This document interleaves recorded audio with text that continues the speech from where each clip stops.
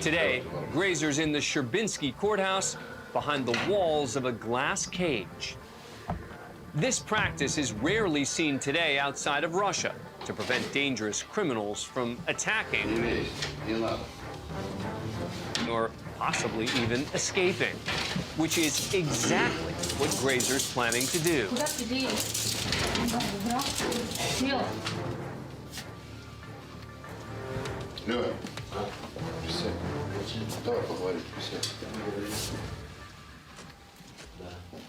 It appears now that Grazer's calmed down, but moments later,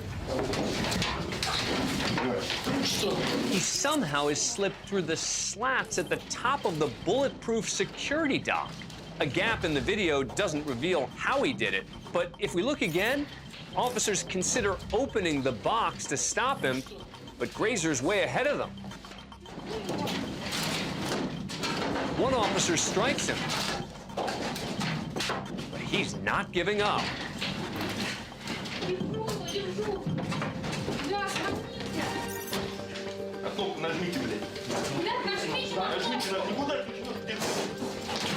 The female officer runs over and presses a large button on the wall, calling for backup.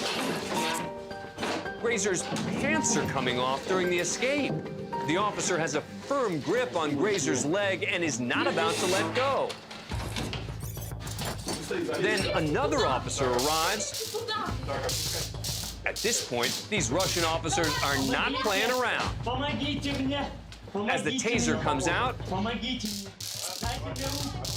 he makes sure Grazer knows what's about to happen.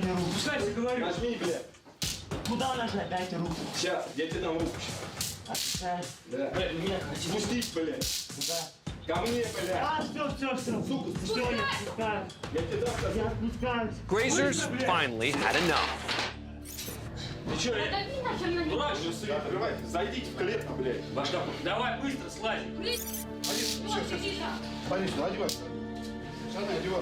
After putting his pants back on, Grazer will go on to make a full confession for the murder and said he had no regrets about what he did.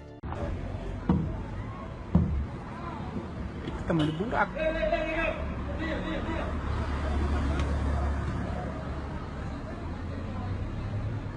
é que vão sair aí? Você vai usar o cabelo dele? Vai sair com refém, eles, mano.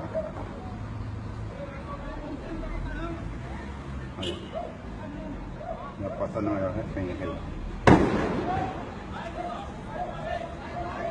Ele vai vacilar, ele vai mandar o cara? É isso aí tá refém, tá seguro. Tá seguro.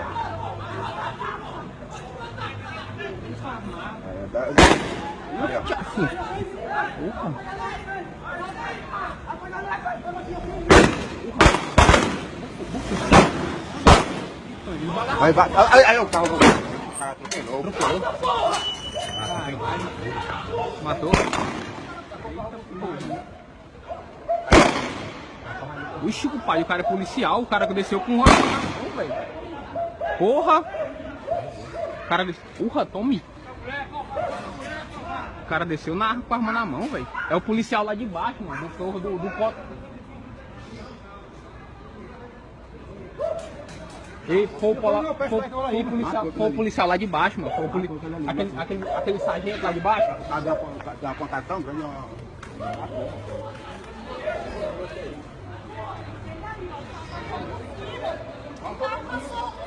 Foi o policial lá de baixo, mano. Foi. Ele desceu com a arma na mão, mano.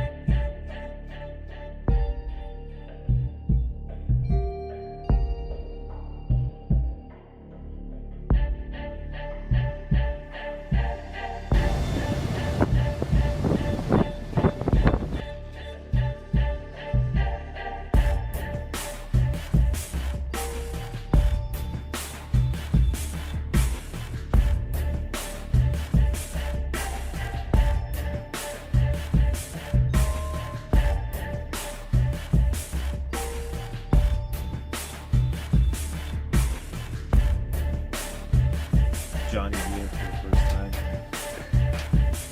Showed up to San Francisco and showed up to the best part of San Francisco. Hey, Ashbury, baby. And yes, we are not killing anyone. We are not kidnapping anyone. Just trying to pass time.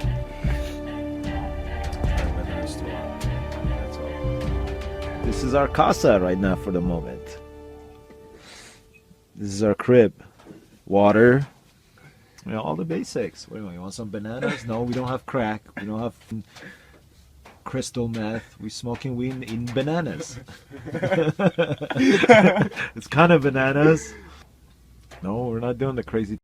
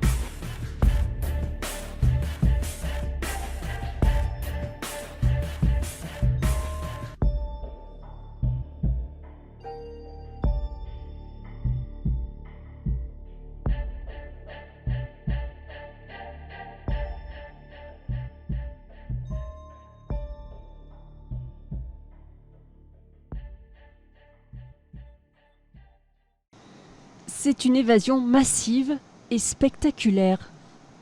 À Recife, au Brésil, une quarantaine de prisonniers se sont fait la belle. Peu de temps avant, une violente explosion sur un mur extérieur de la prison avait permis d'ouvrir une brèche et donner le top départ aux détenus. 40 prisonniers réussissent à s'échapper, tandis que d'autres, les retardataires, sont refoulés à l'intérieur de l'établissement pénitentiaire sous les rafales de la police. 2 prisonniers décèdent dans l'opération.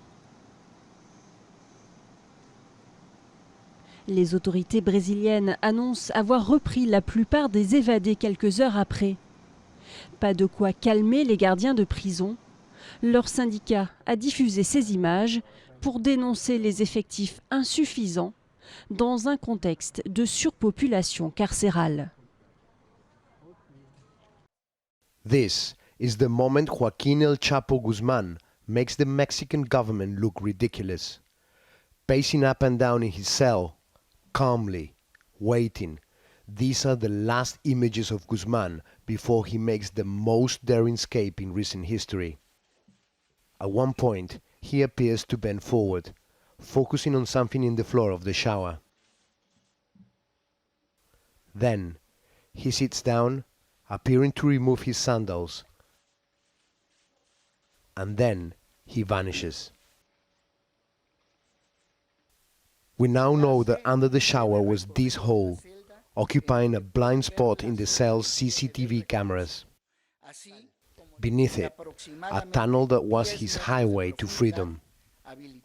Opening the tunnel up to the press, the authorities show a well-resourced operation with electricity, an air supply, and this makeshift minecart adapted from a motorcycle, presumably used to move earth and people along its rails. El Chapo tiene antecedentes. El Chapo has a history. He's built at least 62 drug tunnels between Mexico and the United States. Throughout this area, he's built drug tunnels, so he has the experience and he has the technicians to do it. A mile away from the prison, authorities examined where the tunnel emerged. Here was the first taste of the outside world El Chapo had since his incarceration in February last year. A makeshift house built to hide the digging below. Now, as the nationwide manhunt continues, questions are being asked as to who knew what and when, and why the Mexican government did not agree to extradite him to the United States. A reward of £2.4 million is on offer for information leading to El Chapo's recapture. But money means nothing for a man listed as one of Forbes' most powerful people in the world, heading up an organization that produces billions of dollars every year. In parts of Mexico, El Chapo enjoys a folk hero status. His latest, his Escape, has already been immortalized in songs by the musicians who follow every new chapter in his remarkable tale.